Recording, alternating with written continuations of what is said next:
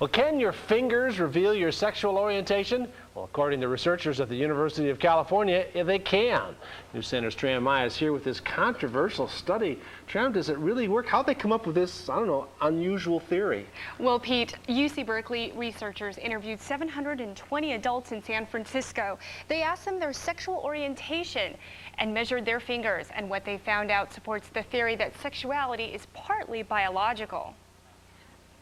Your hands can really tell a lot about you, your personality, how hard you work, your sexual orientation.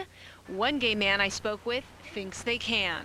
Carl, what do you think about this study? The fact that maybe perhaps your fingers could be related to your sexual orientation? I think it's possible there could be a connection. I don't really think that anybody knows what causes any kind of sexuality. But some UC Berkeley researchers think they do. Among the lesbian groups, the index finger tended to be shorter relative to the ring finger in lesbians than in heterosexual women. And we think that means that those lesbians, again, as a group, we're seeing slightly higher prenatal testosterone levels than were the heterosexual women. The bottom line, according to researchers, a lesbian's hand may look more like a man's, with the ring finger longer than the index finger. And in gay men, the ring and index finger are almost the same length, like on a woman's hand. But do homosexuals buy the biological connection? It's almost about the same length. About the same. This one's a little longer, I think. Due to the fact that they are almost the same length, I don't think that I would say that that determined my orientation.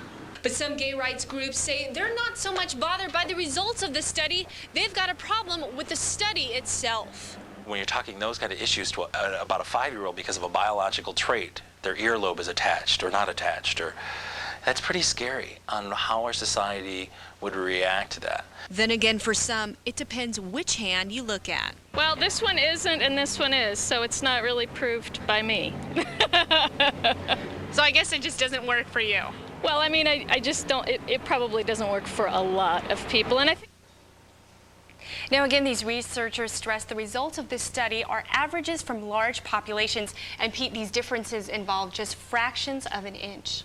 But everybody is looking at their hands, trying to figure out what just happened here. Exactly. It's an interesting thing and a good discussion. Thanks, Yes, good piece. Thanks.